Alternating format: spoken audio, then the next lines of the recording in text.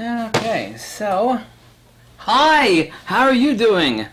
I just got back from shooting, taking the X-H1 out a couple times today. Had the X-H1 for a week. I put about nearly 9,000, 10,000 shots of the X-H1. They wanted to address all the questions that I asked people to specify to me what they wanted to know about the X-H1, and a lot of the comparisons were, and I'll do that in the next video, X-H1 versus X-T2. I'll get into that in this video, and just be blunt. I said I have to be as objective as possible, because whatever I think about the X-H1 versus the X-T2 or vice versa, I have to be objective so that you make a logical, intelligent choice based upon your needs. I owned the X Pro 2 for several months. I own a couple X-T2s and X100F and GFX and all the Fujifilm lenses for X series and for GFX, and I like to give a nice, logical, objective analysis after much use, and I think I've got a unique slant on this, since it's apparent other than one person. I think everybody else has just had the X-H1 for a few hours of testing and possibly a day or two, and I've beat the hell out of the X-H1, not literally, for quite some time now. I can say that using all the Fujifilm series cameras, however not owning all of them, like the X-T20, simply for the case that I have so many Fujifilm cameras and I don't need it, that the single best transition camera for those moving from a DSLR to a mirrorless would be the X-H1 Fujifilm. Additionally, too, if I were to lose all my cameras and lenses overnight for whatever reason, and I could only have one camera and 6 or so lenses, it would definitely be the X-H1. And the question that kept popping up to me is, well, who is the X-H1 for? Who would I recommend it to versus the X-T2, which I've spoken endlessly of the X-T2. And I pack it everywhere with me, the one X-T2, and I was the first person to review it. The statement is that if I didn't have an X-T2 now, but knowing all I know about the X-T2 but not owning one as a postulate, those who haven't bought an X-T2 yet, I'd recommend it over all the other Fujifilm cameras, other than, say, if you had a specialty need like a street camera like the X100F, or if you wanted a digital rangefinder like the X Pro 2, you specifically wanted those. Like, what's the one camera that would do it for me? And that's a question I get asked all the time, year after year. What's the one camera that would do it for me in everything that I wanted it to do? And I can't think, whether it be Nikon or Fujifilm, a single camera that there isn't. It's the X-H1. It's like, what's one camera? If I just have one camera that would do it all for me, it would be the X-H1. Now, I know a lot of people, and I'm sure Fujifilm would not like me to say this, because I can guarantee you they're watching this video. The X-T3 is not out yet. It hasn't been announced yet, but I can certainly make a statement that I'm nearly 100% certain that the X-T3 is not going to have in-body image stabilization, nor will it probably have the video capabilities of the X-H1. So it will not be the all-around flagship camera. Fujifilm has actually called the X-H1 their flagship camera, and I agree with that statement. Having looked at it, I kept stepping back and using the camera and stepping back. It's like, well, I keep looking at it with fresh eyes. I just can't get any sort of fanboy, because fanboy talk doesn't help anybody in making a recommendation on a camera. Those who are coming from a DSLR would recommend the X-H1 specifically, too, over that of the X-T2, for example, which, well, it has a relatively quiet shutter versus that of a DSLR, like a Canon or a Nikon DSLR. It sounds like a freight train compared to the X-H1. Absolutely incredible. Absolutely just remarkable. Incredible. Just there's nothing. It's unbelievable. Take the lens cap off the X-H1. X-H1 would be the best camera, certainly so for weddings, a ceremony where you need to be incredibly quiet. Best of the Fujifilm series cameras for wildlife, where stealthiness and hand-holding at high ISOs would be a boon, with not only IBIS, but with the The key thing that I noticed that no other Fujifilm person had mentioned is that they keep talking IBIS, IBIS, IBIS. Well, that's wonderful. That's part of stabilization. But the IBIS, in combination with the 5-point spring suspension of the shutter assembly on the X-H1, can you hear that? Let me stick it in continuous high. Let me see if you can hear that.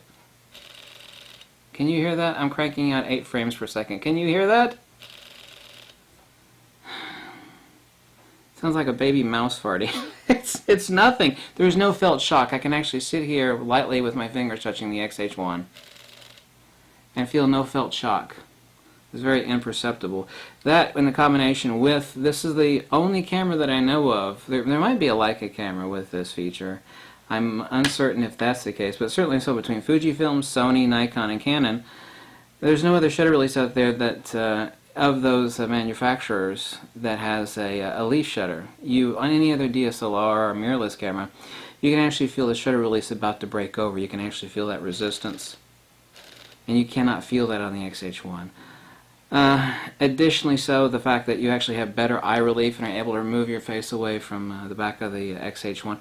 All of these things are brilliant. Someone would think, well, Fujifilm is just going to come out with an IBIS camera, and that'll be great for steady stabilization for video. And realistically, as I've reported already in other videos, you get 2 stops, or 2 1/3 stops, average to total between manual focus lenses and OIS lenses like this is the 18-135. You realistically get 2 1/3 stops, and even Fujifilm confirmed this with me, and people say, well, the chart says 5 stops. Well, I'm talking about real-world street conditions. You get 2 1/2 stops of stabilization out of the X-H1. So the X-H1, of all the Fujifilm cameras, is the best Fujifilm camera, and in my opinion, really objective, and I have to be objective to give logical, intelligent recommendation. Best for weddings, absolutely so best for weddings, wildlife, sports, obviously so for video since it's a hybrid camera from Fujifilm. For macro too, I've got the 80mm macro, which is a large, huge lens from By the way, this is my favorite macro lens. I'm a total macro nerd. I've got 20 or so of the best macro lenses money can buy, and that is the best macro lens I've ever used. It's just off the hook, incredibly sharp. But in combination with IBIS, which is an issue because for macro photography you got to stop way the hell down to get any kind of depth of field. I'm like the depth of field on a typical macro lens. All macro lenses, they say f11, you got a depth of field like this, right? Or close to it. Stop down, you actually have those slow shutter speeds. So the 2 1/2 stops of additional IBIS that you have for doing macro photography hither and yon, with meaning walking about without any lighting, because macro lighting, and doing that handheld, doing street or urban or wildlife photography might be an issue for some people, but the fact that I could actually use that with my favorite macro lens is wonderful. I've actually been using the 80mm macro 60% of the time in testing the X-H1. However, I've been using the 100-400 for some bird photography, as well as the 18-135, as well as manual focus lenses. If you were to, and this is important, it's important point to consider. Everybody's asking me, well, is the X-H1 a worthy upgrade to the X-T2? And the answer is yes. I never tell anybody to sell anything, so I'm never going to say to somebody, sell your X-T2. The X-T2 is as excellent now as it ever was. I'm not saying the X-T2 has been downgraded. Of course it hasn't. But as a single camera, if you didn't have an X-T2 or X Pro 2, it's like, what would I recommend? It's like, well, for $200 more, the X-H1 versus the X-T2, I mean, you have the one camera that does it all. The ergonomics, oh my god, the ergonomics. The mini DSLR or mini GFX, depending on how you look at it. That in combination with the touch screen, the touch to autofocus, the leaf shutter, the suspended shutter. Nobody talks about that. Nobody's talking about the leaf shutter on the X-H1. Nobody's talking about the suspended shutter assembly. All these greatly reduce shock. Just completely forgetting about IBIS and forgetting about video, which of course this is a hardcore wonderful camera for amateur and vloggers and whatnot for their video use, and I never pretended to be a video guy. However, that's about 30% of the reason why I got the X-H1, because I make a lot of videos, even if they have no production value and they're not edited. I still make videos. I said it's the single best transition camera and best mirrorless out there currently. So if someone's a DSLR user and they're thinking about going to mirrorless, or if someone wants the single mirrorless camera that does it all for video and photography, objectively I can't think of a better choice than the X-H1. Like I said, ignoring video and IBIS, which are two of the main features on the X-H1, and this is an important video. If you were to ignore those things, which are key features of the X-H1, obviously so, the fact that this camera is so great for the leaf shutter, the shock-absorbed shutter assembly, the top display, the back button autofocus, the touch screen for autofocus point selection, faster continuous autofocus, which is firmware which is seemingly going to be added to the X-T2, but it is faster currently than the X-T2. There's just no denying that, roughly about 20%. The ergos are incredible. The joystick sticks out more. The greatly expanded video capabilities, the better eye relief.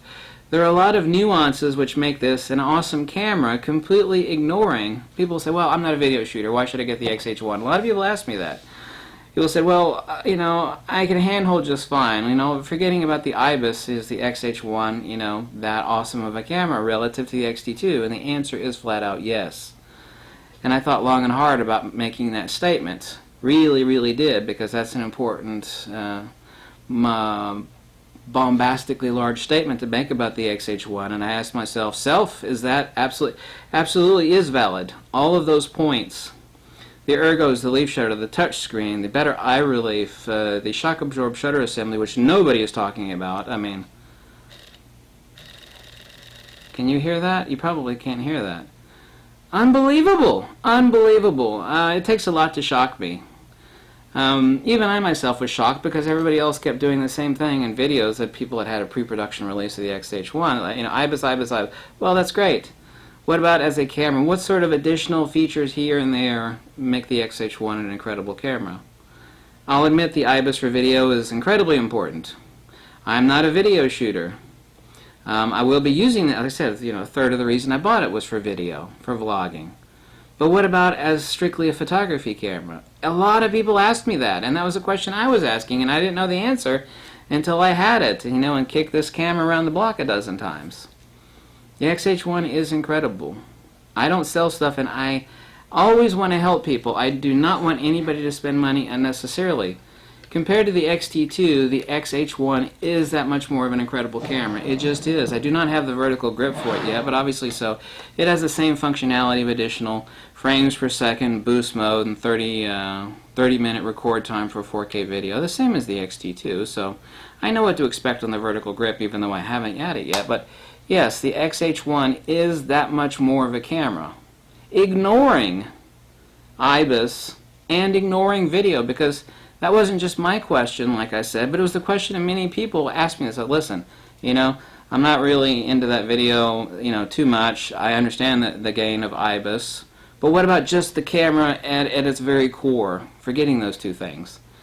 And I hope I've explained it to you fully, because I went over this and over this video before making it, even if I did repeat myself a few times. Really is that much better of a camera. It is.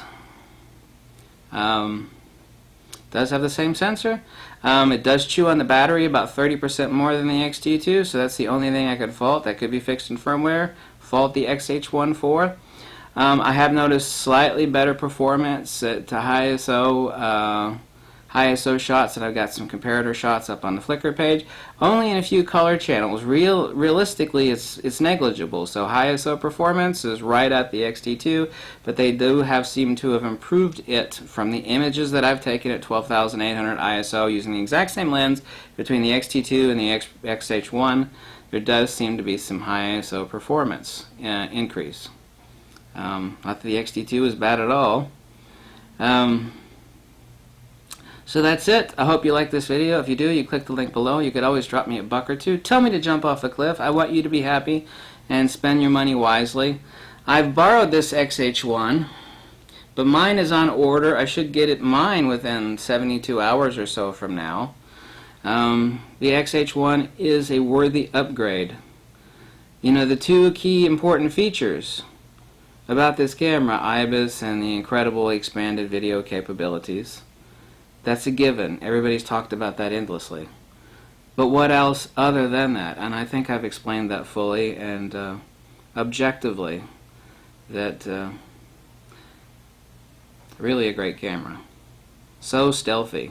This is definitely the best X-H1 for wildlife, wedding, sports video, for macro and event photography. It just is. And for someone transitioning from DSLR, this is the one camera to have. And you know Fujifilm is going to give you firmware updates like in perpetuity on the X-H1. They're always expanding, improving their cameras with firmware updates and improvements and expansions. So I hope you like this video. Namaste, aloha, uvidimся, пока, aloha, and thank you. Namaste.